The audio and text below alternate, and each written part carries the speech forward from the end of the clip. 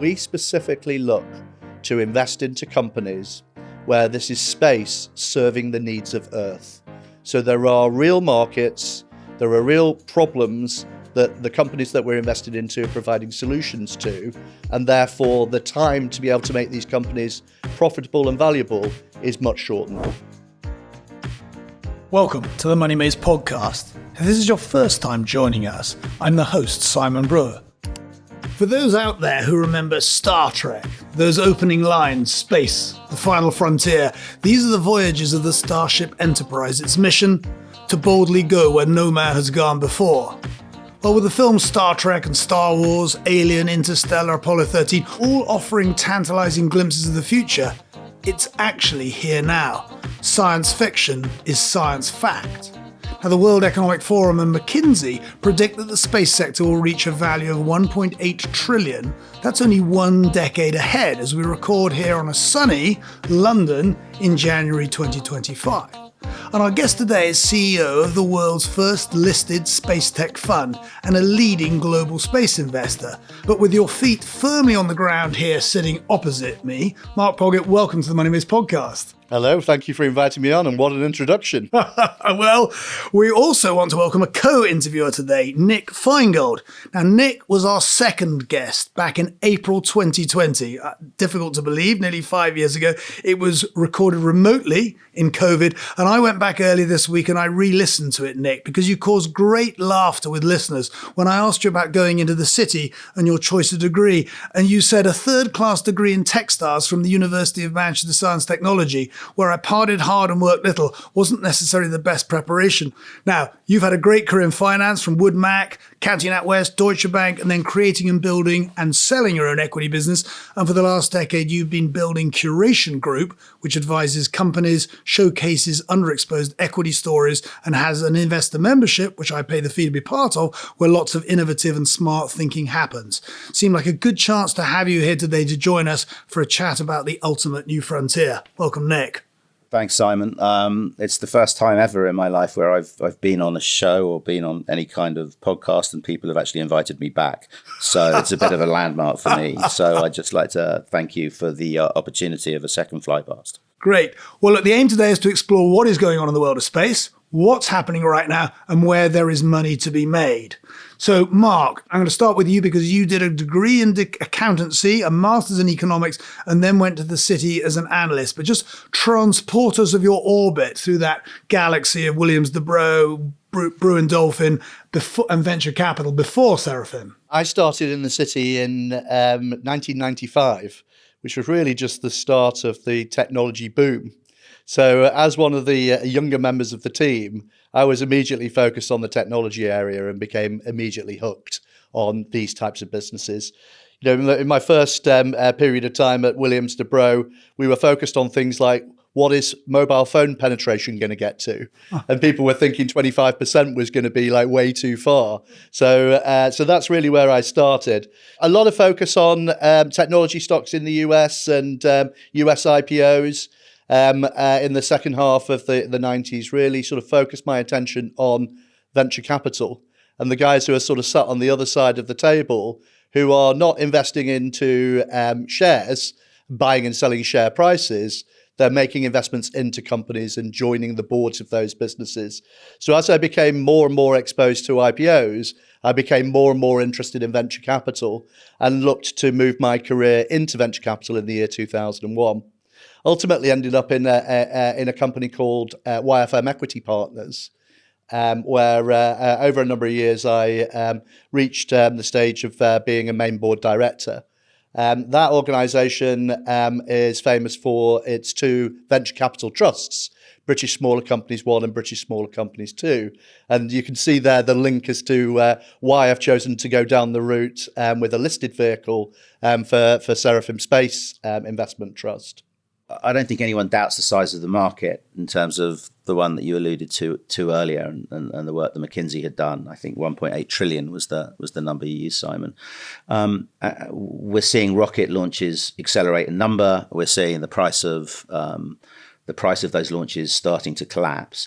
Obviously, Musk, Bezos, Virgin Galactica, all of those things felt like the starting point. But where's that sort of commercial versus sort of Titanic ego playoff? There was an immense commercial opportunity. The space industry became very stagnant.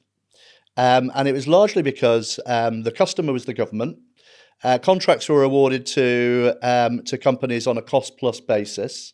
There's no one really effectively managing these contracts, so cost overruns were the norm. And all costs and everything to do with space became very inflated. So the cost of a launch, 100 million plus, the cost of satellites, hundreds of millions to billions, which take years to actually build and then launch. And the industry is largely financed by debt. So companies will pay for $1 billion satellite in debt, and then that satellite will operate for 10 years and provide a profit. So the whole industry became very risk averse. Every time that you introduce a new piece of hardware, a new piece of software, or even a new rivet to a rocket, it creates whole system risk. So as a consequence, the industry stopped embracing innovation, which is amazing to think about. You think about the space industry as being at the forefront of innovation, which it was in the 60s and 70s. But as we got through the 80s and 90s, it went into reverse. So there was a whole period of decades where the space industry had not been embracing technologies, whereas other sectors had really been rapidly changing from a technology perspective. So it really came down to Elon Musk actually wanting to procure a launch. He wanted to buy a rocket, to use a rocket, when he discovered how expensive it was, and came to the conclusion it would be cheaper to make one than to actually pay for somebody else to launch. You highlight the difference in terms of attitude, which is Musk's attitude is like, actually, we're going to have to blow up a few of these things to find the right way to do it. It's all about the attitude to risk. The issue was that none of the companies that were procuring the capability were prepared to pay for new technology because of the risk that it brought on board, even if it meant a lower cost ultimately. So this is something that Musk really brought in, which is he started off with a complete clean sheet of paper when it came to building a rocket.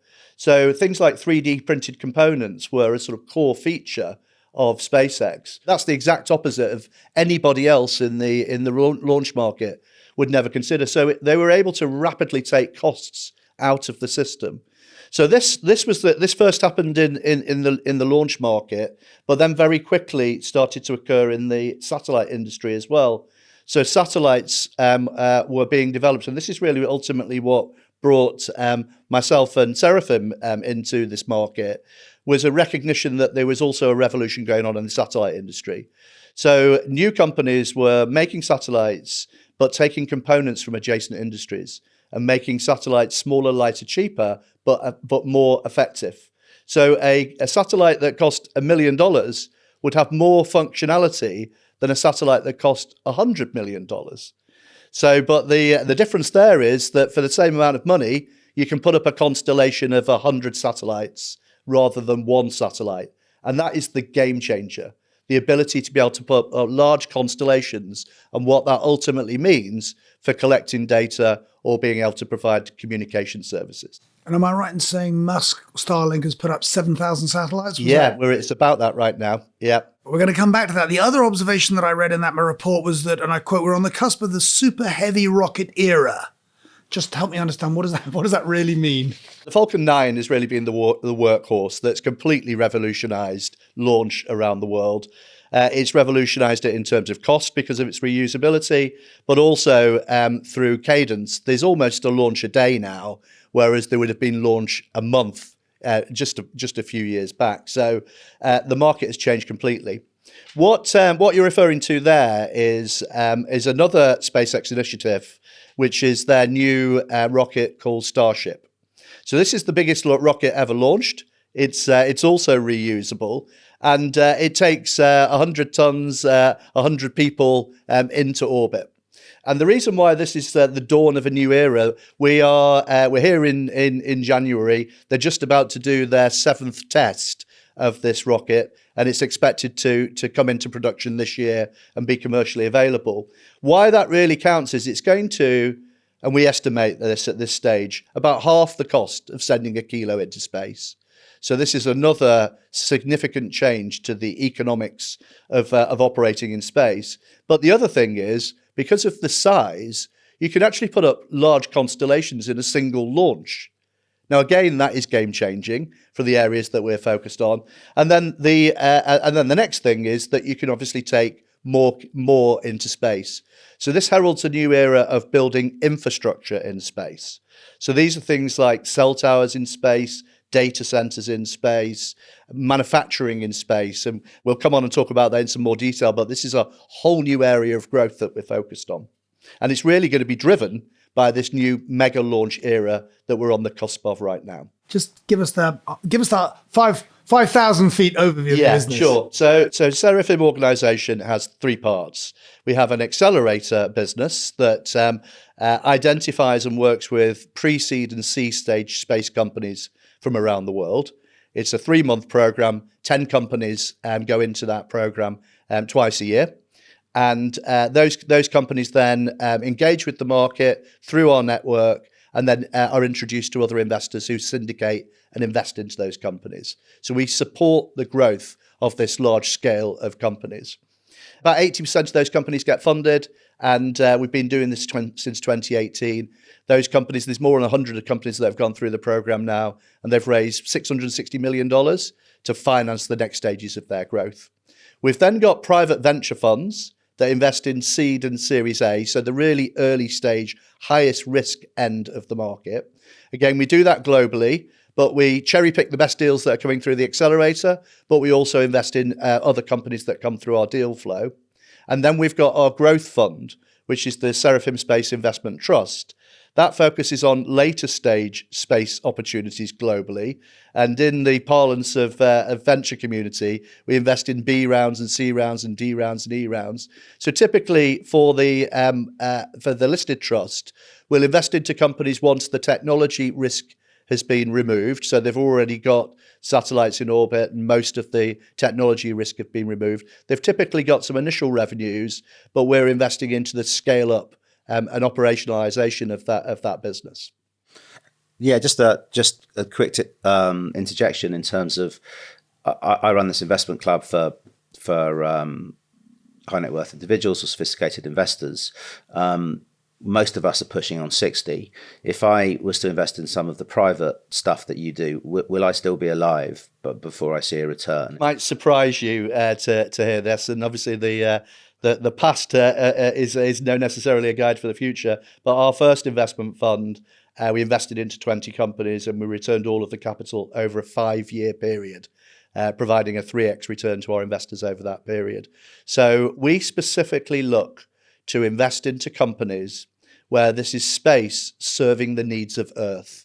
So there are real markets, there are real problems that the companies that we're invested into are providing solutions to, and therefore the time to be able to make these companies profitable and valuable is much shortened. This is the reason why we focus on that. We don't invest in launch. We don't invest in areas that relate to the moon, space travel, all of the technologies that relate to permanent habitation on the moon or Mars, the space mining, all of these really super exciting and interesting areas. We're really focused on, where is the money? So let's talk about those investment priorities. One of the observations I picked up from your report, our quote, is only looking down from space to Earth to help provide end market solutions. So that's right. Just give us some color on that. The main area that we're focused on is around this new market that's being developed around large constellations. You talked about SpaceX having 7,000. That is, at one end of the scale. Really, to have a sort of operational system, you need between sort of 50 and a couple of hundred satellites. So we're really focused on the companies that are putting up those satellites. And what those satellites do then, collectively, are creating a digital infrastructure around planet Earth that we consider to be akin to a new internet. So we think that we're in the year 2000, 2001 in internet terms as to where we are in the space market at the moment. And the types of companies that we're investing into are the Googles and Facebooks of this generation. So what are these companies doing? Well, each of them has got satellites that have got sensors. These sensors are either communicating with Earth or they are looking down at Earth and gathering information. And the different payloads, the different types of sensors effectively have different superpowers that enable you to connect data in different ways. The key thing is because these satellites, there are so many in a constellation, that they are collecting data in close to real time. So we're collecting data about our Earth at very low cost, in high resolution, at close to real time. So this is a whole new data set about our planet that we believe is very valuable. Everything in relation to what we do is focused around AI and making sense of this data set. So let me give you an example to bring all of this together. This is actually a company called ISO, which is actually the largest holding within our listed trust. And what they do is they have a miniaturized satellite with a miniaturized radar on that satellite. And what that enables them to be able to do is to look down at the ground in 50 centimeter resolution. That means they can see millimeter movement from space. And they're able to do that day or night. And they're also able to do that through any weather and any cloud cover. And with their current, they've just got shy of just 40 satellites. They can see every square meter of Earth every 2 hours. And what they then do is change detection algorithms to determine how that square meter of Earth has changed over the last 2 hours, 4 hours, day, week, month, year. So this has a very broad range of applications in anything that can be seen from above. So big applications in defense, big applications in climate and sustainability, but big applications in insurance and every market you can think of. It's monitoring in another way. It's monitoring the Earth, yeah. Let me just sort of bring this back to something that I think that your listeners will easily understand. Everyone uses GPS, the blue dot in your mobile phone. It's generated tens of billions of dollars of enterprise value. It's turned entire industries like the taxi industry globally on its head. But what is within that blue dot? 3 pieces of information. It's about longitude, latitude, and time. And that has created and become a utility that we all rely on today. The green dot in your mobile phone that's provided by the types of data by companies like ISI that I just described, there's hundreds of pieces of information about that green dot over time. So if your blue dot can generate tens of billions of enterprise value over years, what is the green dot going to be worth? And our view is, hundreds of billions to trillions of dollars of value that's going to be used by every industry as well as consumers over time. And just in one of the documents, I wasn't quite sure I understood, we're out of range, we can make an SOS call only. I think one of your companies is involved in that. That's right, yeah. So that's our most recent investment through our growth fund, the listed trust. So this is a company called Scalable. And what they have done, this is a software-only company, and they have a solution that enables them to connect from any mobile phone to geostationary satellites. So the geostationary satellites are the traditional satellites that are owned by the major players in the market like Eutelsat and SES and JSAT, Viasat. And these satellites are always stationary above a particular location. So you'd have a satellite above London, and as the Earth turns, those satellites retain in that same position above London. So what this company has enabled is for cell phones to be able to connect directly to those satellites in the first instance, so that they can provide an SOS service when they're out of reach of cell towers. But shortly, and this is certainly going to be starting happening this quarter, you're going to be able to start sending text messages as well from aeroplanes, from boats in the ocean, from the top of mountains, from pretty much anywhere. So this is a service that's rapidly being taken up by the mobile network operators, because it's providing a service, it's filling in the gaps, and it's enabling their subscribers to be able to communicate under all conditions.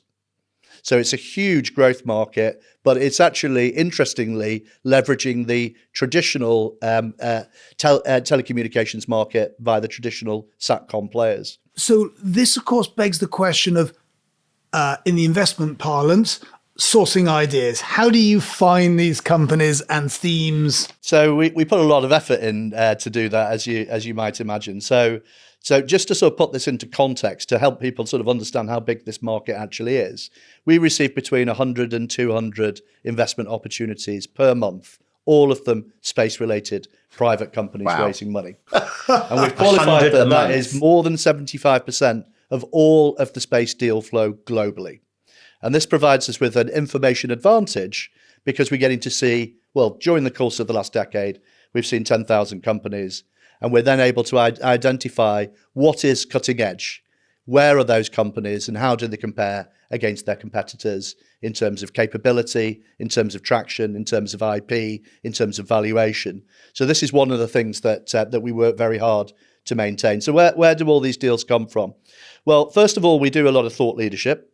So if anyone who cares to look on our website or look at any of our social media, you'll see that we put out a huge amount of publications. So every quarter since 2018, we've published the Seraphim Space Index.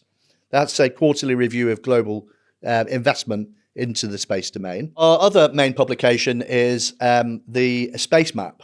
So every technology sector has a map where someone's pulled together and identifies all of the emerging venture-backed leaders within the different categories of that particular technology area. We've been producing that since 2017. We release that twice a year. So that in itself is a huge driver of deals, because what happens is two things. Entrepreneurs who aren't on the map with their companies get in touch with us and they say, why are we not on your map? You know, we're the best company in this particular area and these are our functions and features and this is why we should be on the map. And we say to them, well, send us your investment deck, we'll evaluate that, and if everything you say is true, we'll add you to the map in the future. So this flushes out the investments we might not see. So I think it's fair to say that people that aren't on your investment map, you explain to them the gravity of the situation. The first of the ponds. There we go. I've been so well behaved. But I need to get through the fog here because I need to ask you, all those inbound prospective situations, how do you filter, manage, cope? Yeah. So, from going from the couple of hundred that we see in a month down to the 5 or 6 or 7 that we want to spend time on is really, our expertise. So what are we looking for? Well, we've got a really clear idea of where we want to invest, or a very clear area of where we don't want to invest. So that really narrows it down by 70% immediately. We're then looking at the companies in the areas that we're actually interested in. And then it's really just a function of where do they sit competitively? You know, have we seen other companies that are better positioned? Are we already invested in this particular area and have already made a bet? So that's another way of reducing them. And those companies that have got that are on the cutting edge and are advanced and gaining traction, they become very quickly apparent to us. So we get very excited when we see a company that we know is at the leading edge of a particular part of the market. So those are the ones that we spend all of our time on. We'll jump on an aeroplane, we'll go over to Tokyo, we'll go over to LA, we'll go and meet the team. As soon as we see a company that we think has the potential to be the leader within a category, we're all over it. And we then spend 2 or 3 months really getting to understand that company, using all of our different partners. And this is one of the things that we've not actually talked about, who are some of the actual investors within the Seraphim organization. These are big space companies who recognize that their industry is about, and it is going through a significant disruption. They've invested into Seraphim to give them an insight in what's going on and to the changes in this market, but we also use them to help us with our due diligence. Yeah, Mark, how many in your investment team? How much resource do you have? Because it's obviously you've got you've got a big body of work. Yeah. So the different funds have different dedicated investment teams. So each fund has about 7 or 8 people dedicated to it. So there's a lot of work that's done. So the filtering process is a very significant process, the investment and diligence process, and then we've got a growing portfolio. When we make an investment, we typically join the board of those companies, either as a director of the business or as a board observer. So we then really involved with the company operationally after we've invested. And that's really where a huge amount of the work is actually undertaken. And how do you put your investment committee together? Because you're clearly, you may not be omniscient, but you know more than most. So how do you, who surrounds you and who challenges you? So that's a really good question. We have a independent advisory committee who and each fund has a separate one. And what we've done is we've brought together experts from the industry to challenge us. So in the case of the Seraphim Space Investment Trust, we have three people. One of them is called Matt O'Connell. So Matt is the founder of a space company called GOI that he scaled and sold for $1.3 billion. He's also a partner at a giant tier one US venture fund, DCVC. There's a lady called Anne Winblad, who's the co-founder of Hummer Winblad Ventures. She's a legendary software investor in Silicon Valley and a real titan from the software industry. And then the third one is a lady called Candace Johnson, who is one of the biggest space founders in Europe. She founded SES, one of Europe's largest space businesses, and is a prolific investor and founder of space businesses in Europe. So all of those three individuals attend our investment committees and ask us difficult questions. And when there is any conflicts of interest, we, the general partners of the fund and the investment committee, we stand down, and the independent investment committee actually make the investment decision. I think in one of your earlier investments, Aerospace and Airbus were LPs. Is that right? So quite interesting to have that, in interaction with these big companies, so that you could say at one level, wow, what do you give them that they don't have? Just explain how that ecosystem works. Yeah, well, as I mentioned in the introduction, the space industry is going through a significant period of disruption. And it's really being led by new technology innovation. And it's happening very rapidly. So the traditional large players like Airbus and SES and Telespazio, these ways of understanding the new trends in the market, the new technologies, the new business models. And one of the ways of doing that is by investing into a fund like ours that's focused on the cutting edge of what's going on in space. So by being an LP investor, they get to see what we're doing. They get the opportunity to co-invest into our portfolio companies and potentially acquire them further down the line. So this is the reason why they get involved in what we provide for them. But as you rightly say, we're able to reach into their business units and ask them for help when we're doing due diligence, and that is absolutely critical. We've got 10 large multi-billion-dollar global space companies as our shareholders and limited partners within Seraphim funds. And in much the same way that the sort of biopharma market takes this approach of using large pharmaceutical companies as shareholders and potential acquirers, we've made the same structure in the space market, and it's working exceptionally well. The thing is that when we find something that's genuinely cutting edge and we take it to these organizations, they just can't wait to engage. And they give anything that we share with them a thorough investigation, and they share with us what they think about that. Ultimately, in many cases, then wanting to become a customer of the companies that we are identifying. Key man risk, Mark. You seem to be, for hands firmly on the steering wheel. Who's with you in the cockpit? So Seraphim has three general partners: myself, James Brugger, and Rob Desborough. So we've all worked together since 2006. So we're a very stable investment team. So Rob and James have been involved with all of the investments that we've made. James is actually the CIO. And then we have other investment partners such as Andre Ronser. So Andre worked at Richard Branson's family office for 10 years. He was responsible for all of their space investments. So he led the seed rounds and scale-up rounds in OneWeb, Virgin Galactic, Virgin Orbit. So the three space companies he was responsible for all became unicorns. So that's at the sort of partner level. We then have venture partners. So again, borrowing from Richard Branson's team, we've got his right-hand man of 25 years, Patrick McCall, who sits on the boards of various of our portfolio companies, operationally engaging with those businesses to actually help them through the challenges of scaling up. So space is, as you said, dual use. And we have this very interesting military dynamic. I had an exchange with one of our former guests, General Sir Nick Carter, who's the former Chief of Defence Staff, in the UK. He said, to what extent are the US and the West able to establish the control needed given Chinese and Russian efforts in space? The answer to this question goes back to Elon, where he was able to demonstrate that a privately financed private company could rapidly develop capability that was much needed by defense.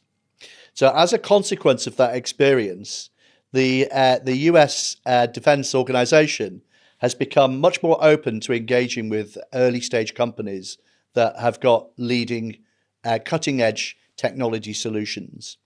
So this has been one of the key drivers of the space market for the last decade, as defense customers are opening up large grants and large funding windows to support companies that are building new technology capabilities and effectively accelerating the digitization of defense capability.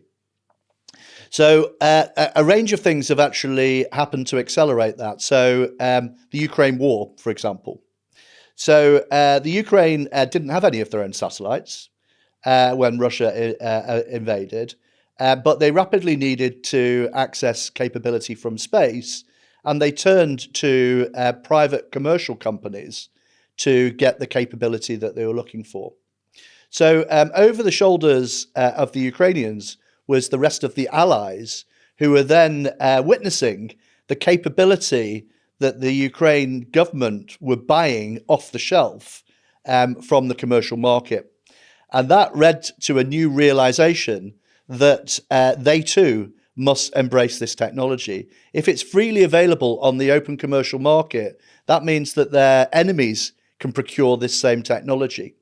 So this has led to a massive acceleration of defense organizations in the US and indeed around the world starting to embrace early stage technology development and actually wanting to invest into those companies so that they can have some influence over how that technology is being developed and ensuring that they have got some control over how that is developed in a defense capability. So with Trump coming into power in the US, this trend that was already underway is now got a number of thrusters below it.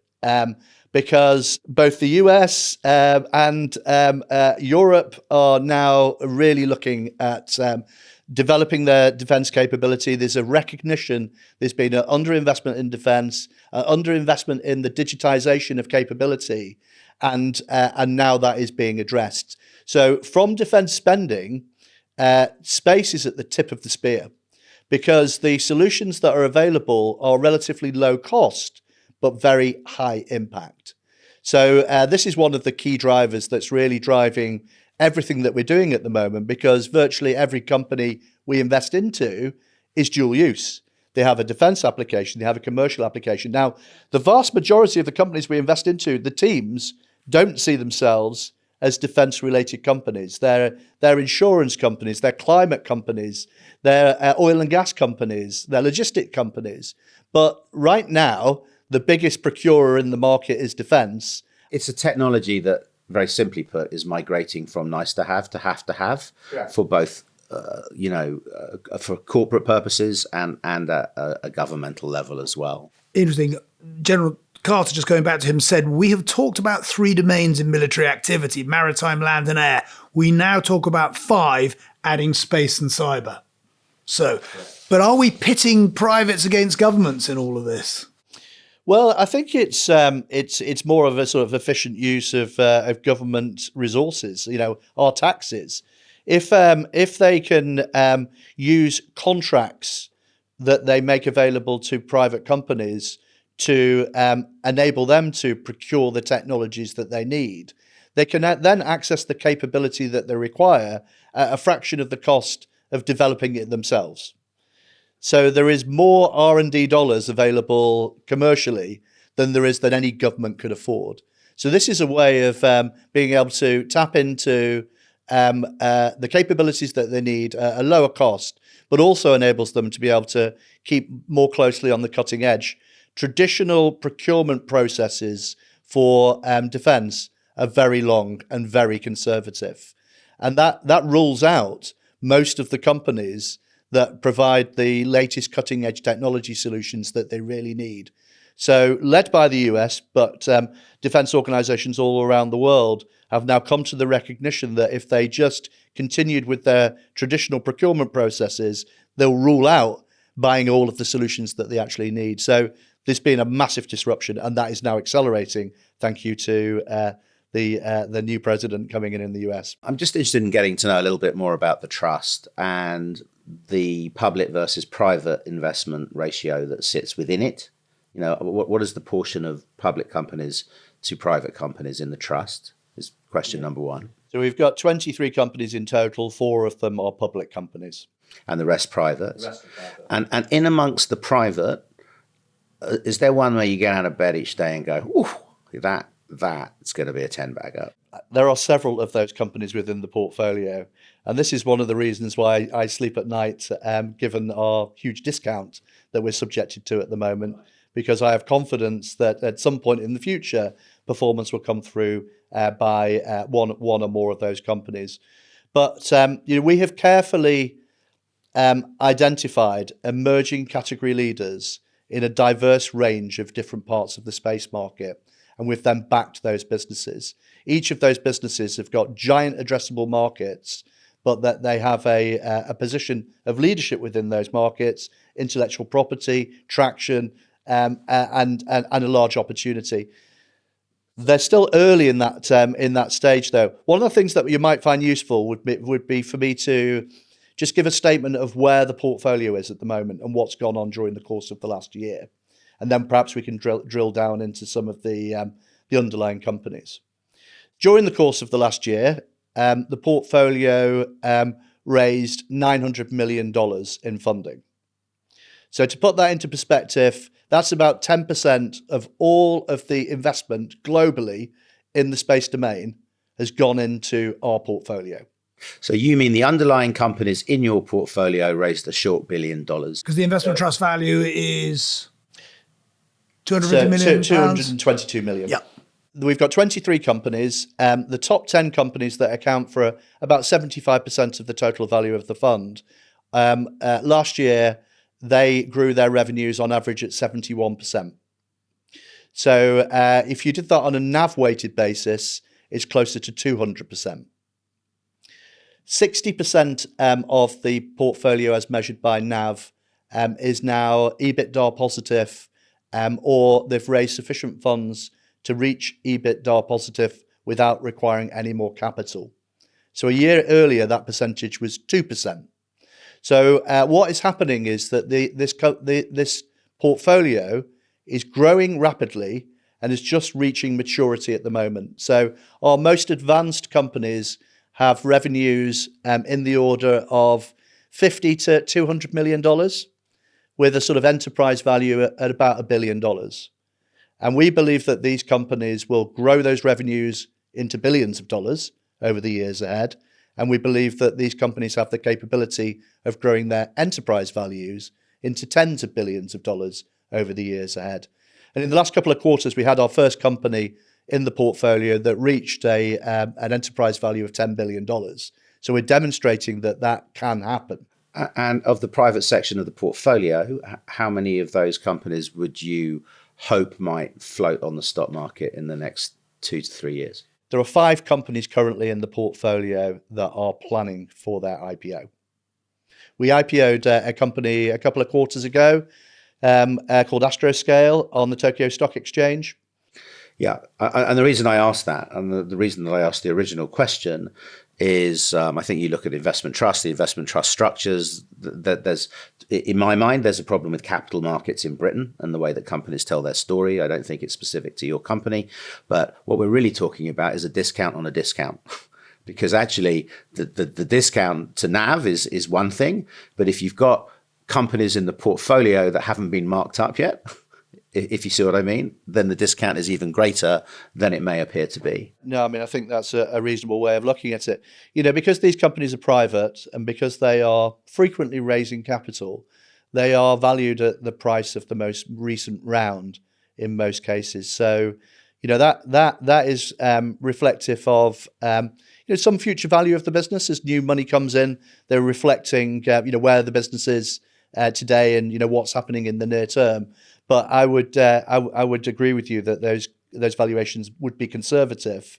And how much of the trust is SpaceX? No, we don't invest into SpaceX. You don't have any SpaceX? No, we don't. We don't invest into launch as a category. So we haven't invested in SpaceX. And remind me of the reasons for that again, please. Sorry. SpaceX was already a very mature business when we launched the trust.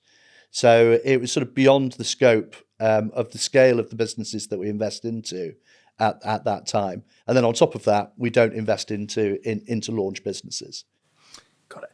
I mean, you sleep well at night because you're saying that a lot of optionality, terribly exciting underlying companies. It still must be immensely frustrating. I mean, if you could do one thing, what would it be? We try and do everything that we can do to help people understand what is going on within the portfolio. So we put out a huge amount of information. We've got each of our CEOs that have done a podcast to talk about their business, to talk about their ambitions and their expectations for where that business is going to get to during the course of the next 5 years or so. We produce a monthly newsletter, and we really try and educate the market in what the opportunity is.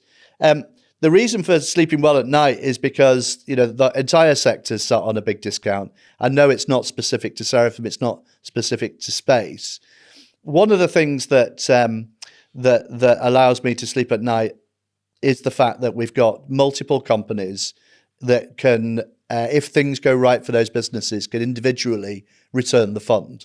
And we do expect that to happen. Right. And that is what gives us the confidence. So, but perversely, one of the things that keeps me awake at night is some of these companies actually just being acquired.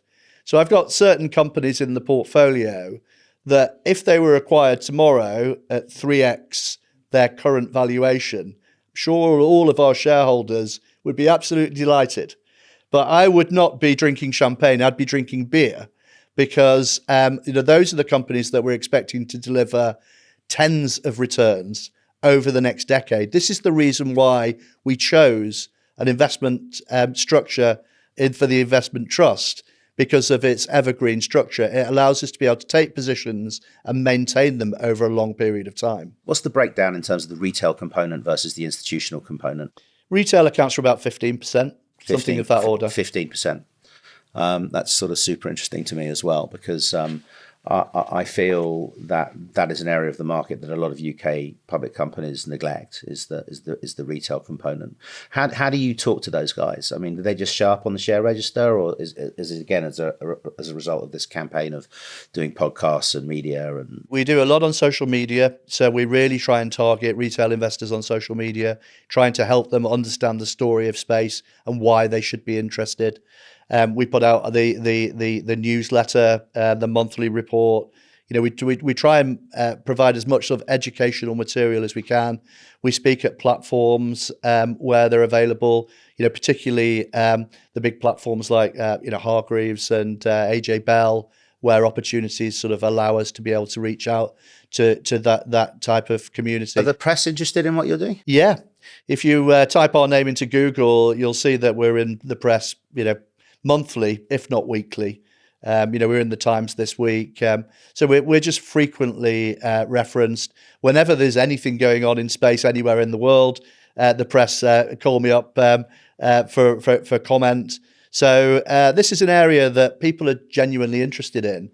And actually, when they start to find out interesting things, it really opens up this whole new area that they recognize is going to start impacting their day-to-day lives. And are there any investment banks specializing in space yet? Any boutiques?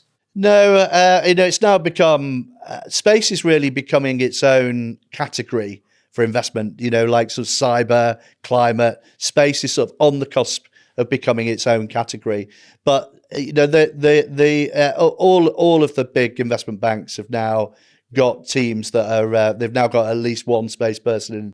Adam Jonas is probably the first person that I came across at Morgan Stanley who wrote about it. He was actually the auto analyst. Right, he was. But obviously he saw the role that GPS was having in automation and autonomous driving and stuff like that. And I think I may be going back 7 or 8 years. He's a super brilliant person to know in that space. Yeah, well, the JP Morgan and Morgan Stanley and all of the big US brokers, have been putting out tomes on space for a decade. Yeah. And they've been calling this, $1 trillion market for quite some time. So they've called it very well.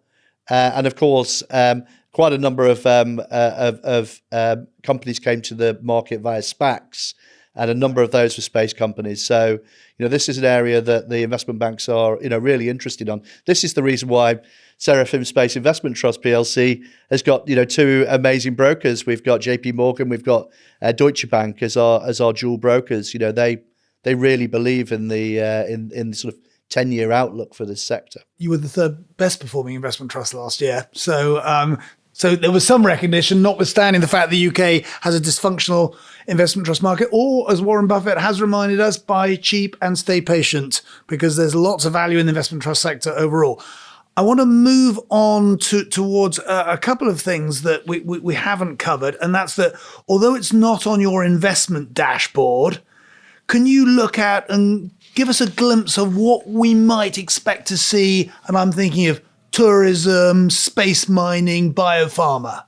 Tourism and is something that exists today. You can go and procure a launch on Blue Origin, on Virgin Galactic. This is a market that exists today, still a nascent market. In fact, one of our team has actually been into space on Blue Origin.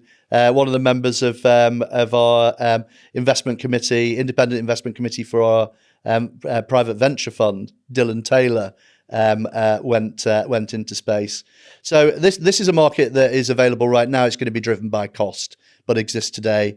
In terms of mineral extraction, this is still a decade or more away, and doesn't really warrant any real description. The one that I want to sort of double down on is really around biopharma, because this is an interesting market.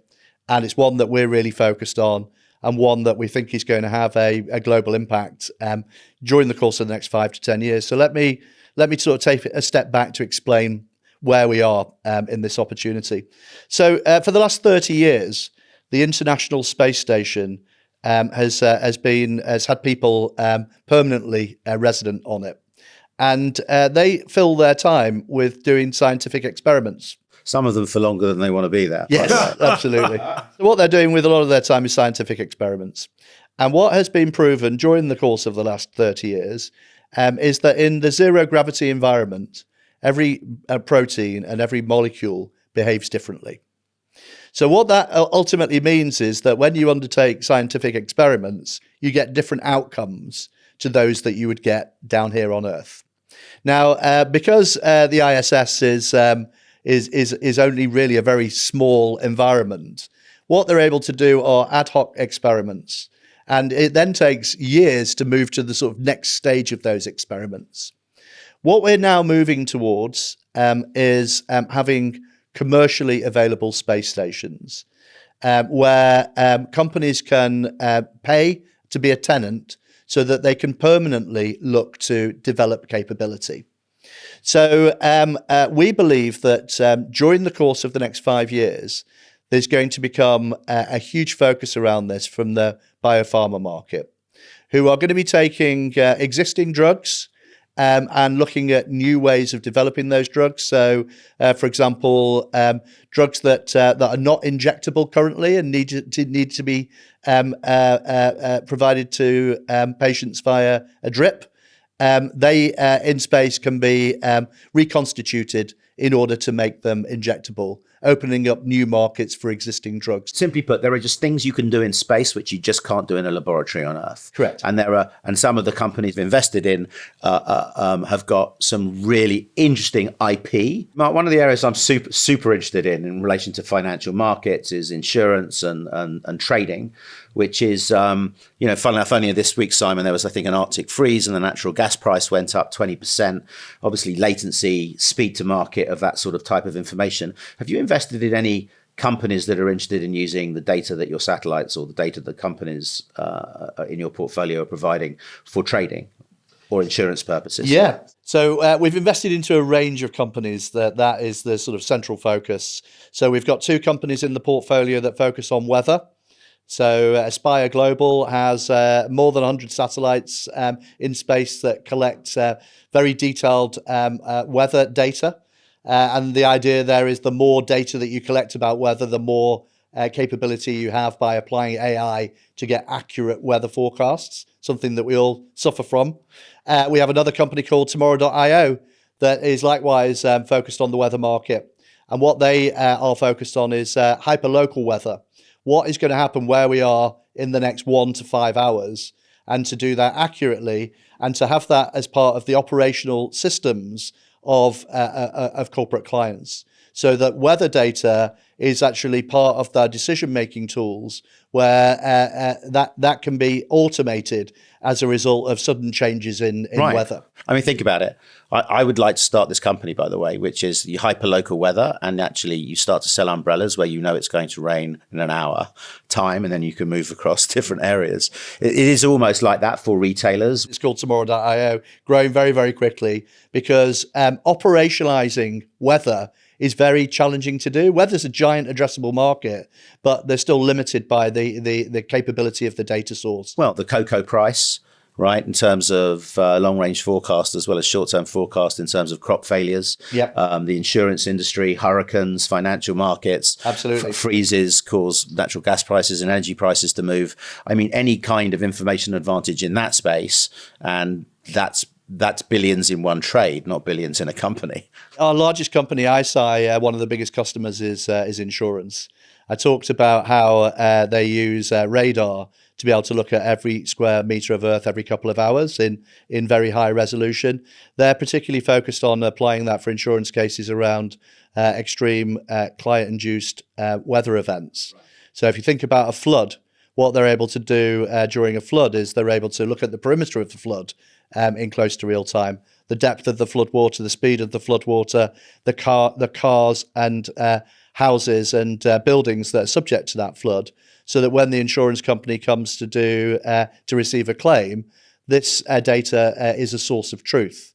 So they don't need to send anybody out into the market to validate that claim. It can be automatically done. Right. So insurance is moving towards parametric insurance by actually being sort of data driven by real events.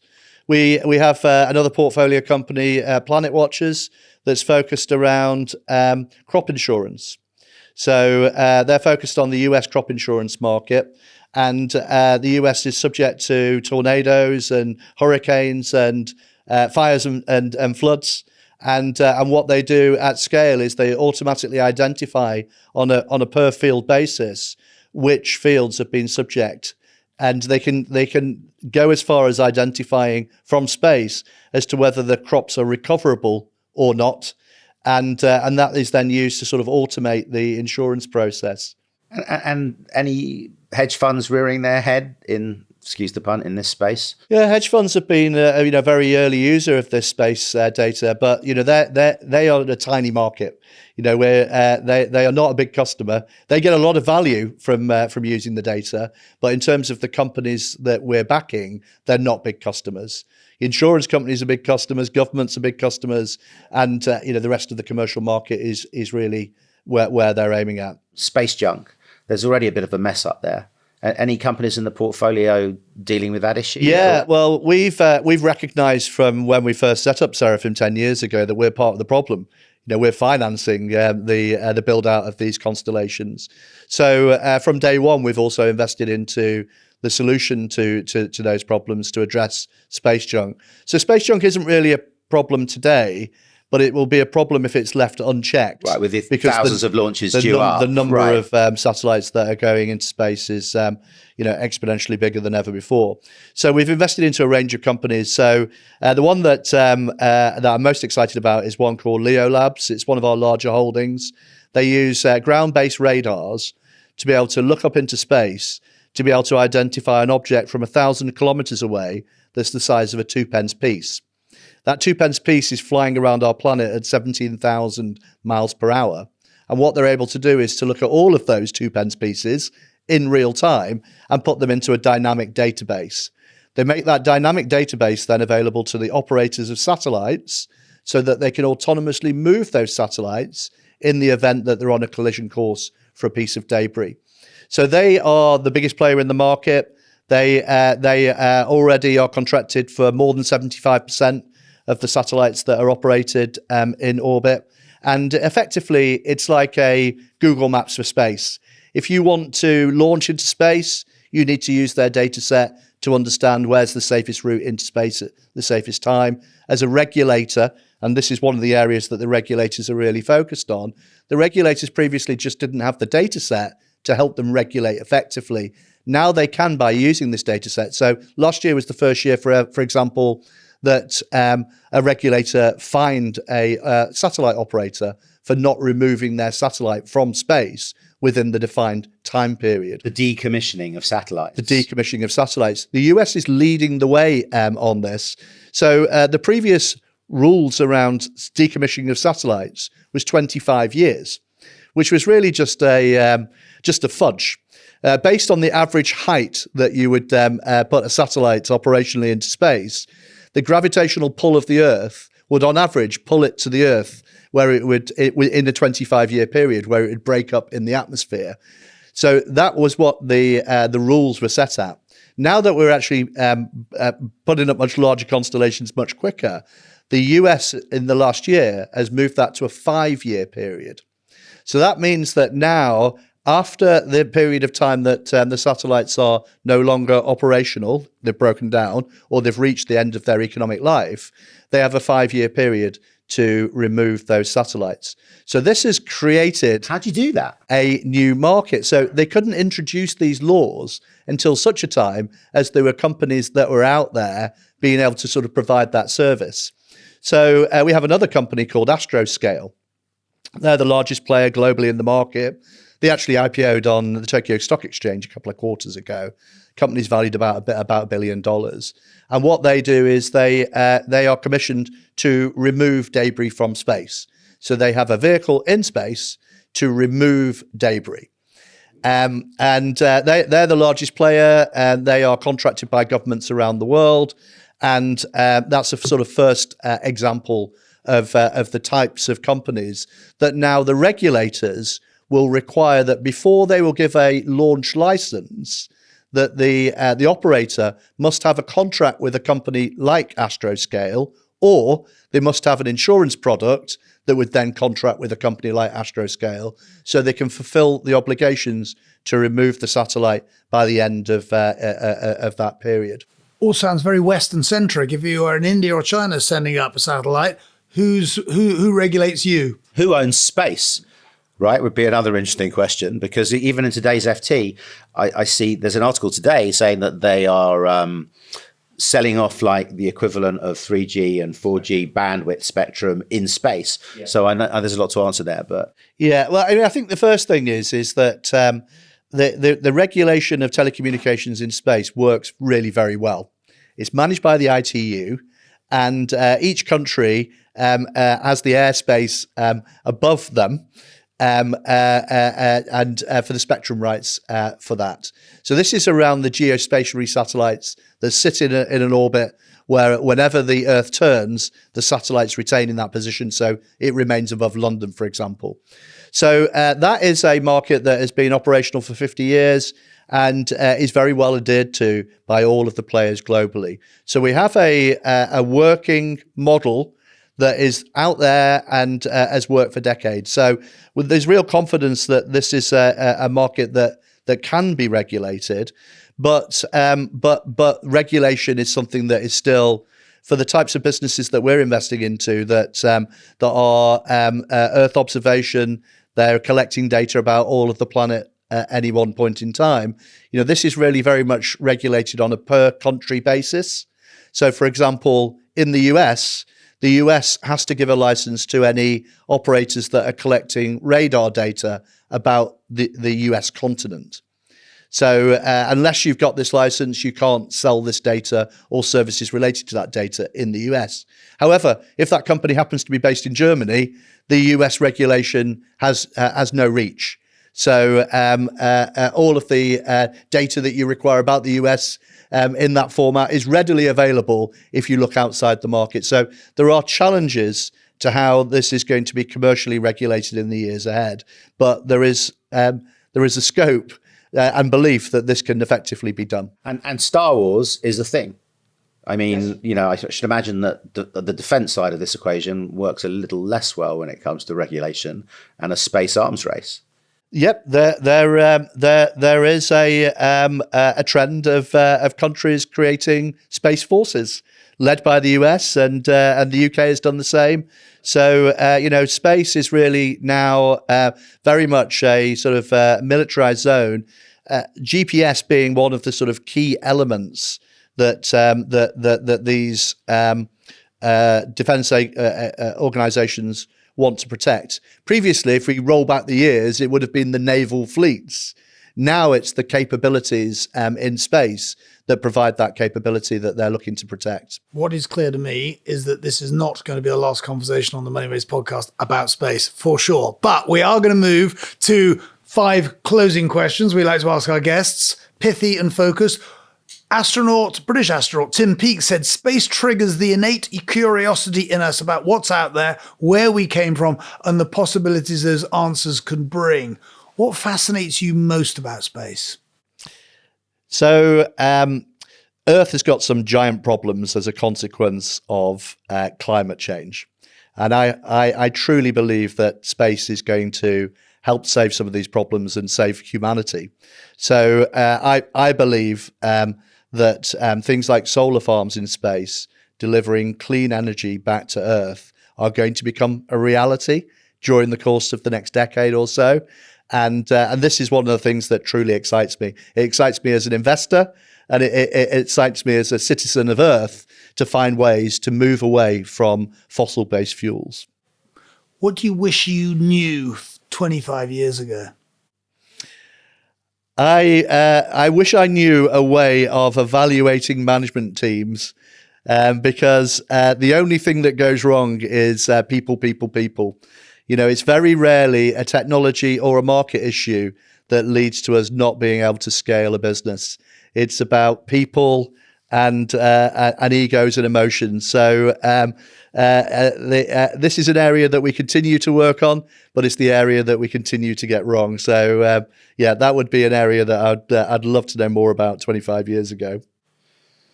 I was going to go best sci-fi film because that's the one I'm most interested in. And if the answer isn't Alien or Star Wars, I'm not really that interested. Interstellar is my favorite.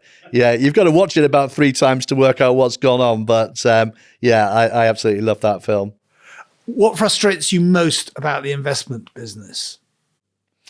Currently, the investment trust discounts and how they're applied across the sector. It is very difficult as a individual fund manager to do anything at all about these discounts, and that's the frustration at the moment. And how have you dealt with any real setbacks in your life? He just discussed it, the discount. I think life is a series of setbacks. And, it's just about being tenacious. That is the answer to everything in my experience. Right. If you weren't doing this job, what would you most like to do? So I would probably be running an AI fund if I wasn't doing a space fund. That is my area of passion. Outside of financial services. Outside of financial services. Yes. Oh, right. Okay. Let's get lateral. Right. Outside of financial services. Oh dear! I mean, to say he's not focused on the job would be. The shareholders are going to really like that. Yeah, exactly. A deafening silence. I think I would probably be a male model. Yeah. Okay. So that's three of us in the room. Anyway, exactly. Who tried? We are going to close there because you've been very generous with your time. I mean, talk about summing things up. I'm going to offer a couple, and Nick may or not have a couple, but that earlier comment that I think was yours that I stole, which is science fiction has become science fact. I mean, this is upon us right now. And in the research that I've undertaken, ahead of this is like, wow. I mean, I've been amazed by just how much I didn't know, which won't surprise my friends. And I guess the second thing is that it's happening right now, and there are these investment opportunities that are live. There are listings of companies that you referred to. I think SSIT is the symbol for for the Seraphim Investment Trust. Is just one of the ways, but it's a fascinating story, and I'm just exceptionally grateful to hearing it. Yeah, I think my summary, and I think what I want to dedicate the rest of my life to doing in financial services is helping companies tell their story. Because I don't subscribe to this.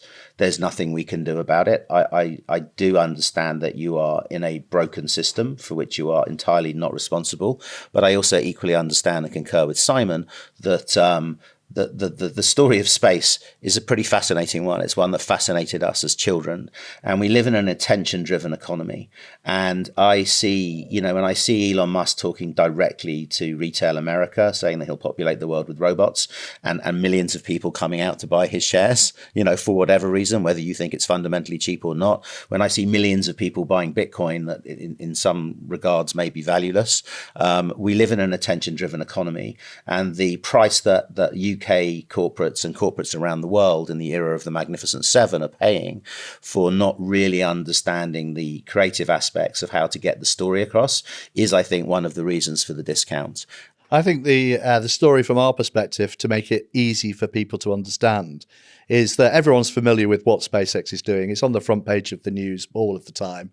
And everyone's interested and aware of the rocket launch and how that's dominating the market and how Starlink is now providing internet capability. What SpaceX is doing is incredible. They haven't put a foot wrong. They've got a valuation of $350 billion right now. But they're only really doing about 10% of the overall space market. What we're focused on is the other 90%. And we believe that there are many companies that are going to have enterprise values of tens of billions, 50 billions, because if SpaceX can achieve 350 billion, what else is out there that's the other 90% of that market? And that's what we're seeking. Well, Nick, Mark, thank you for being here on Terra Firma, and until we meet again. Thank you very much. Thank you very much. That was great fun. All content on the Money Maze podcast is for your general information and use only, and is not intended to address your particular requirements. In particular, the content does not constitute any form of advice, recommendation, representation, endorsement, or arrangement, and is not intended to be relied upon by users in making any specific investment or other decisions. Guests and presenters may have positions in any of the investments discussed.